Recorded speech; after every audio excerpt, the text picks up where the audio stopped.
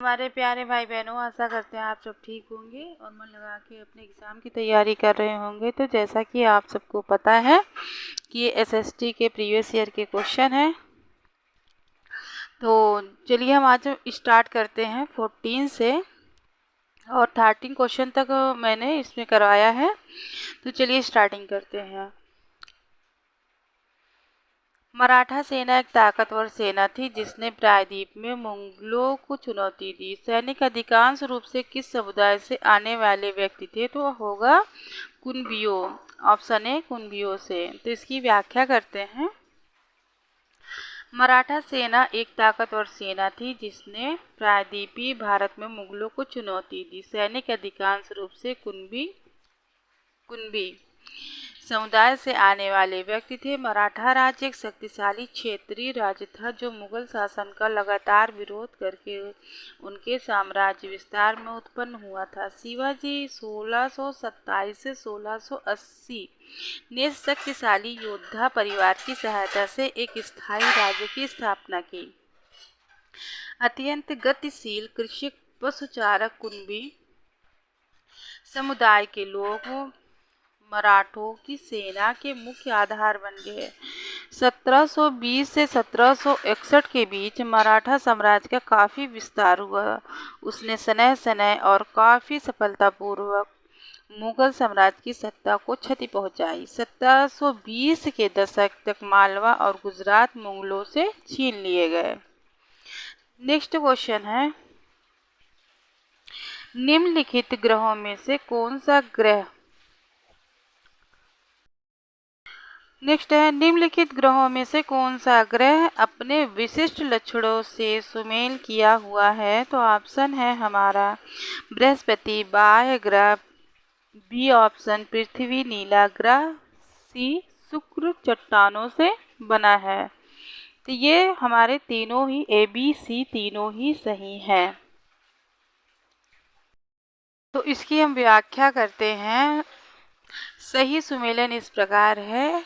ग्रह विशेषता बृहस्पति है बाह्य ग्रह, पृथ्वी नीला ग्रह है, शुक्र है चट्टानों से बना हुआ, मंगल है लाल ग्रह, अरुण है लेटा हुआ ग्रह। बृहस्पति बाह्य ग्रह, पृथ्वी नीला ग्रह, शुक्र है चट्टानों से बना हुआ, मंगल है लाल ग्रह, अरुण है लेटा हुआ ग्रह। तो नेक्स्ट क्वेश्चन है, निम्न में से कौन सा ब्रह्मोत्थ पर्वतों का उदाहरण है? तो वासिस है ऑप्शन सी। वासिस पर्वत ब्रह्मोत्थ पर्वत की उदाहरण है। अरावली पर्वत को वलित पर्वत का उदाहरण माना जाता है।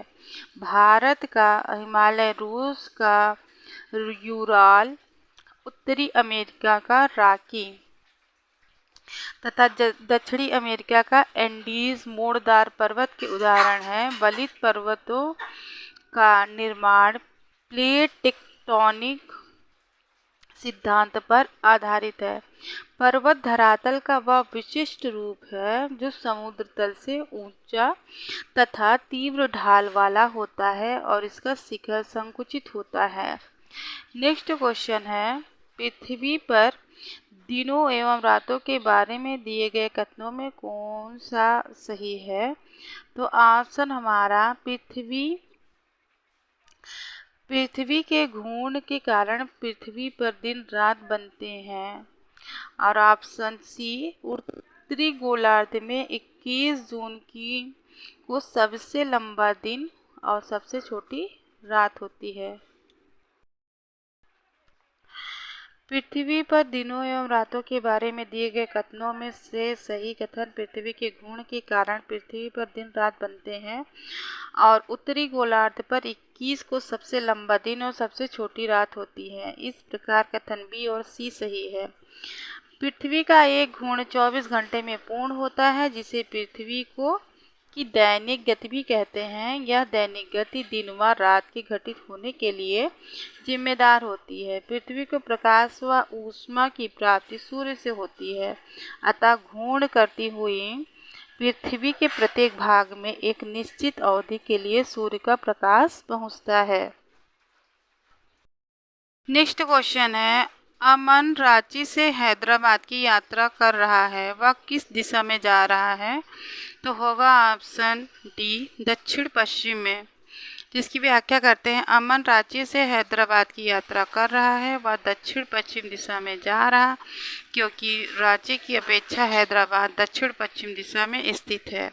वास्तुशास्त्र का विज्ञान जिन चीज़ों पर आधारित है उनमें से एक भौगोलिक दिशाएं हैं, और किसी विशेष स्थान की भौगोलिक दिशा निर्धारित करने के लिए कंपास या दिक्सूचक का प्रयोग किया जाता है। एक दिक्सूचक के केंद्र में एक चुंबकीय सुई होती है, और यही सुई हमें दक्षिणी ध्रुव और उत्तरी ध्रुव की दिशा बताती है। यह एक सेल्फ पॉइंटिंग डिवाइस है जो हमें दिशाओं के बारे में बताती है।